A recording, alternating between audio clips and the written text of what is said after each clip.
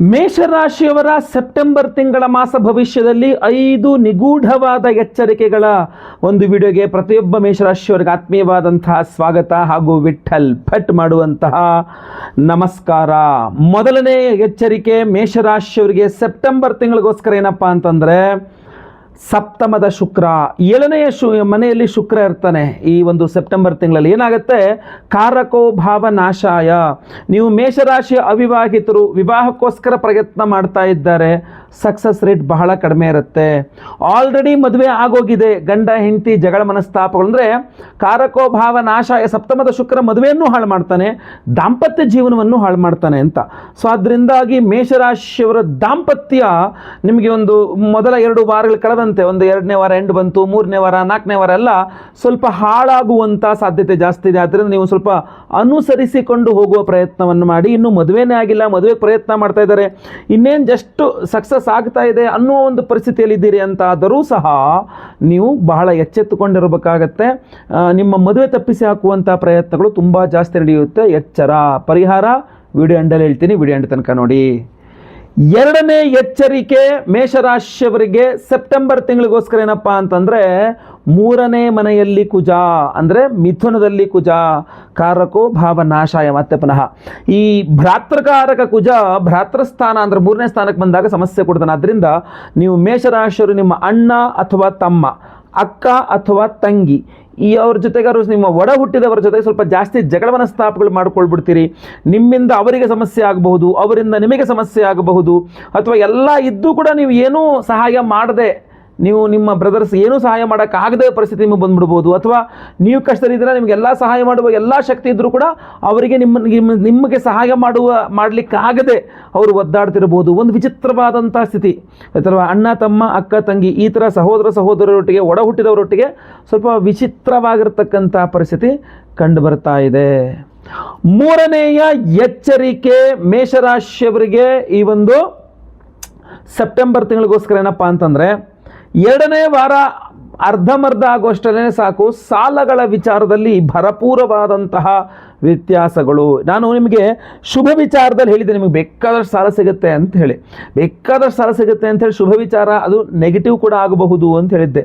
ಏನಾಗುತ್ತೆ ಅಂದರೆ, ನೀವು ಒಂದು ಚೂರು ಯಾಮಾರ್ಬಿಟ್ರೂ ಸಹ ಮೇಷರಾಶಿಯವರು ಸೆಪ್ಟೆಂಬರ್ ಎಂಡ್ ಆಗೋಸ್ಟ್ ಒಳಗಡೆ ಖಂಡಿತವಾಗಿ ಮೈಕೆಲ್ಲ ಸಾಲ ಮಾಡ್ಕೊಂಬಿಟ್ಟಿರ್ತೀರ.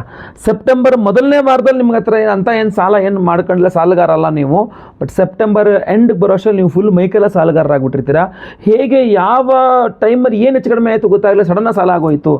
ನೀವು ನಿಮ್ಮ ಕ್ರೆಡಿಟ್ ಕಾರ್ಡನ್ನಾಗಿರಬಹುದು, ನಿಮ್ಮ ಸಿಬಿಲ್ ಸ್ಕೋರನ್ನಾಗಿರಬಹುದು, ಅಥವಾ ನಿಮ್ಮ ಆರ್ಥಿಕ ಅಂದರೆ ಸಾಲ ರೆಡಿಯಾಗಿ ಸಾಲ ಹಂಗೇನು ಬೇಡ, ಆರಾಮಾಗಿ ಸಾಲ ಸಿಗುತ್ತೆ ಅನ್ನುವಂಥ ವಿಚಾರ ಇದೆಯಲ್ಲ, ಅದರ ದುರುಪಯೋಗವನ್ನು ಪಡಿಸ್ಕೊಳ್ತೀರಾ ಅಂತ ಕಂಡು ಬರ್ತಾ ಇದೆ. ಬಹಳವೇ ಎಚ್ಚರವಾಗಿರಬೇಕು, ಬಹಳ ಕಡ್ಡಾಯ.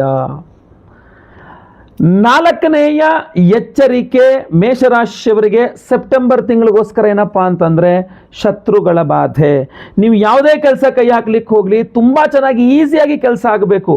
ಮೊದಲೆರಡು ವಾರದಲ್ಲಿ ಆಗುತ್ತೆ ಕೂಡ ಸೆಪ್ಟೆಂಬರ್, ಆದರೆ 3ನೇ ವಾರ ಬರೋಷ್ಟರಲ್ಲಿ ನಿಮ್ಮ ಕೆಲಸಗಳಾಗದಂಗೆ, ನೀವು ಕೈ ಹಾಕದೆ ಯಾವ ಕೆಲಸಗಳು ಆಗಬಾರ್ದು ಅನ್ನೋ ರೀತಿಯಲ್ಲಿ ನಿಮ್ಮ ಶತ್ರುಗಳು ತುಂಬ ಬುದ್ಧಿವಂತಿಕೆ ಚಾಣಾಕ್ಷತೆಯನ್ನು ಬಳಸ್ತಾರೆ, ಕುತಂತ್ರಗಳನ್ನು ಬಳಸ್ತಾರೆ, ನಿಮ್ಮ ವಿರುದ್ಧವಾಗಿ ಷಡ್ಯಂತ್ರಗಳನ್ನು ಮಾಡ್ತಾರೆ. ನೀವು ಕೈ ಹಾಕಿದ ಕೆಲಸ ಆಗದೇ ಇರುವಂತೆ ನೋಡಿಕೊಳ್ತಾರೆ. ಮೊದಲೆರಡು ವಾರ ದಾಟಬಿಡ್ತು ಅಂತಾದರೆ ಇದು ನಿಮಗೆ ಬಹಳಷ್ಟು ಸಮಸ್ಯೆಗಳನ್ನು, ಏನು ಮಾಡೋದು, ಈ ಥರ ಮಾಡಿಬಿಟ್ರಲ್ಲ ನನಗೆ ಅನ್ನುವಂಥ ಸಮಸ್ಯೆಯನ್ನು ಕೊಡುತ್ತೆ ಅಂತ ಕಂಡು ಬರ್ತಾ ಇದೆ. ಇನ್ನು 5ನೇಯ ಎಚ್ಚರಿಕೆ, ಸ್ವಲ್ಪ ನೀವು ಎಂತ ಹೇಳ್ತೀವಿ, ಜೀವನ ಶೈಲಿ ಇದೆಯಲ್ಲ, ಜೀವನ ಕ್ರಮ, ಜೀವನ ಶೈಲಿ, ಅದೊಂದು ಸ್ವಲ್ಪ ಮಿಸ್ ಮಾಡಿಬಿಡ್ತೀರಾ ಅಂತ ಕಂಡು ಬರ್ತಾ ಇದೆ. ಸ್ವಲ್ಪ ಈ ಎಂಜಾಯ್ಮೆಂಟ್ ಲೈಫ್ ಕಡೆ ಹೆಚ್ಚು ಗಮನ ಕೊಟ್ಟು ಬಿಡ್ತೀರಾ. ಶರೀರದ ಬಗ್ಗೆ ಹೆಚ್ಚು ಯೋಚನೆ ಮಾಡೋದಿಲ್ಲ, ಆಹಾರ ಪದ್ಧತಿಗಳ ಬಗ್ಗೆ ಹೆಚ್ಚು ಯೋಚನೆ ಮಾಡೋದಿಲ್ಲ. ಸೆಪ್ಟೆಂಬರ್ ತಿಂಗಳು 2-3ನೇ ವಾರ ಬರೋಷ್ಟರಲ್ಲಿ ಏನಿದೆ ಜೀವನದಲ್ಲಿ, ಎಂಜಾಯ್ ಮಾಡಬೇಕು, ಚೆನ್ನಾಗಿರಬೇಕು, ಚೆನ್ನಾಗಿ ತಿನ್ನಬೇಕು, ಚೆನ್ನಾಗೆಲ್ಲ ಅನುಭವಿಸ್ಬೇಕು, ಈ ಥರದ ಮನೋಬುದ್ಧಿ ಬಂದ್ಬಿಡುತ್ತೆ. ಜಾಸ್ತಿ ಕಾಸ್ಟ್ಲಿನೇ ಹಾಕ್ಬೇಕೆಲ್ಲ, ಏನಿದ್ರು ನಾವೆಲ್ಲ ಕಾಂಚಿ ಪಿಂಚಿ ಮುಟ್ಟೋದೇ ಇಲ್ಲಪ್ಪ, ಲೋಕಲೆಲ್ಲ ನಾವು ಮುಟ್ಟಲ್ಲ ಅನ್ನೋ ಲೆವೆಲ್ಗೆ ನಿಮ್ಮ ಮೈಂಡ್ ಸೆಟ್ ಚೇಂಜ್ ಆಗಿ ಒಂದು ಸ್ವಲ್ಪ ಅದರ ದುಷ್ಪ್ರಭಾವ ಸೆಪ್ಟೆಂಬರ್ ಎಂಡ್ ಆಗೋಷ್ಟರಲ್ಲಿ ಬಹಳ ಕಠಿಣವಾಗಿ, ಬಹಳ ಕೆಟ್ಟದಾಗಿ ಬರುವ ಸಾಧ್ಯತೆ ಇದೆ. ಸೊ ಅದರಿಂದ ನಿಮ್ಮ ಜೀವನ ಶೈಲಿ, ಜೀವನ ಕ್ರಮ ಹೇಗೆ ನಡೀತಾ ಇದೆ, ನಾನು ಏನು ತಿಂತೀನಿ, ಏನು ಬಟ್ಟೆ ಹಾಕೊಳ್ತೀನಿ, ಇದ್ರ ಬಗ್ಗೆ ಜಾಗರೂಕರಾಗಿರಿ. ಎಲ್ಲೂ ದಾರಿ ತಪ್ಪದಂತೆ, ಕೆಟ್ಟ ಚಟಗಳು ನಿಮ್ಮ ಸ್ನೇಹವೂ ಬರದಂತೆ, ಕೆಟ್ಟ ವ್ಯಕ್ತಿಗಳು, ಅದರಲ್ಲೂ ವಿಶೇಷವಾಗಿ ಸ್ತ್ರೀಯರು ಕೆಟ್ಟ ಸ್ತ್ರೀಯರು ನಿಮ್ಮ ಹತ್ತಿರ ಎಲ್ಲೂ ಸುಳಿದಾಡದಂತೆ ನೀವು ನೋಡಿಕೊಳ್ಳಬೇಕು, ಬಹಳ ಎಚ್ಚರ. ಪರಿಹಾರ ಅದು ಇನ್ನೂ ಇಂಪಾರ್ಟೆಂಟು, ಅದು ಸಹ ಹೇಳ್ತೇನೆ, ಕೇಳಿಸ್ಕೊಳ್ಳಿ.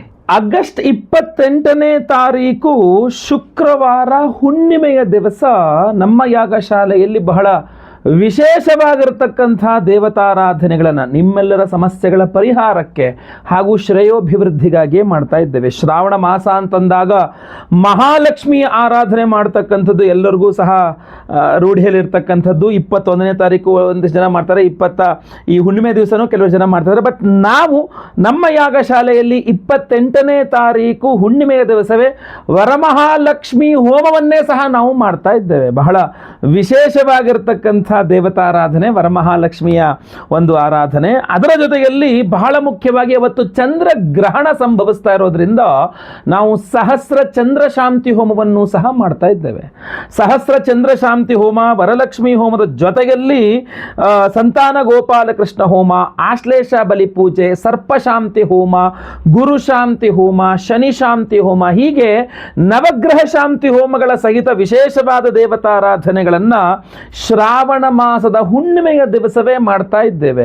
ಆ ಚಂದ್ರಗ್ರಹಣದ ಸಂಬಂಧಪಟ್ಟಂತಹ ವಿಡಿಯೋಗಳನ್ನು ಸಹ ನಾನು ಮುಂದೆ ಮಾಡಲಿದ್ದೇನೆ. ಬಟ್ ಅವತ್ತು ಸಹಸ್ರ ಚಂದ್ರಶಾಂತಿ ಹೋಮವನ್ನು ಮಾಡಿ ಈ ವಿಶೇಷವಾದ ಸಪ್ತಚಕ್ರ ಬ್ರೇಸ್ಲೆಟ್ ಅನ್ನ ನೀಲಮೇಘವರ್ಣಿಕಾ ರತ್ನಗಳೊಟ್ಟಿಗೆ 7 ವಿಧದ ವಿಶೇಷವಾಗಿರತಕ್ಕಂತಹ ಉಪರತ್ನಗಳಿದೆ. ಇದರಲ್ಲಿ ನಿಮ್ಮ ಆರೋಗ್ಯ ಬಾಧೆ ಪರಿಹಾರ ಮಾಡೋದ್ರಿಂದ ಹಿಡಿದು, ನಿಮ್ಮ ಆರ್ಥಿಕ ಬಾಧೆಗಳ ಪರಿಹಾರ ಮಾಡೋದ್ರಿಂದ ಹಿಡಿದು, ಭೂಮಿ ವ್ಯವಹಾರಗಳು ಅಥವಾ ಎಲ್ಲ ಸಮಸ್ಯೆಗಳಿಗೆ ಪರಿಹಾರ, ವಿವಾಹ ದಾಂಪತ್ಯಾದಿ ವಿಚಾರಗಳಿಗೆ ಸಮಸ್ಯೆಗೆ ಪರಿಹಾರ ಆದಿಗಳಿಂದ ಹಿಡಿದು ಎಲ್ಲ ಸಮಸ್ಯೆಗಳಿಗೆ ಪರಿಹಾರಕ್ಕೆ ಈ ಸಪ್ತಚಕ್ರ ಬ್ರೇಸ್ಲೆಟ್ ಜೊತೆಗೆ ನಾನು ಆಗಲೇ ಮುಂದೆ ಹೇಳಿದಂತೆ ಈ ನಮ್ಮ ಶರೀರದಲ್ಲಿರ್ತಕ್ಕಂಥ ನೆಗೆಟಿವಿಟಿ ನಿವಾರಣೆ ಆಗಬೇಕು, ಆರಾ ಕ್ಲೆನ್ಸಿಂಗ್, ನಮ್ಮ ಸೂಕ್ಷ್ಮ ಶರೀರದ ಶುದ್ಧೀಕರಣ ಹಾಗೂ ರಕ್ಷಣೆಗೋಸ್ಕರವೂ ಸಹ ಈ ಒಂದು ಸಪ್ತಚಕ್ರ ಬ್ರೇಸ್ಲೆಟ್ ತುಂಬ ಚೆನ್ನಾಗಿ ಹೆಲ್ಪ್ ಮಾಡಲಾಗುತ್ತೆ.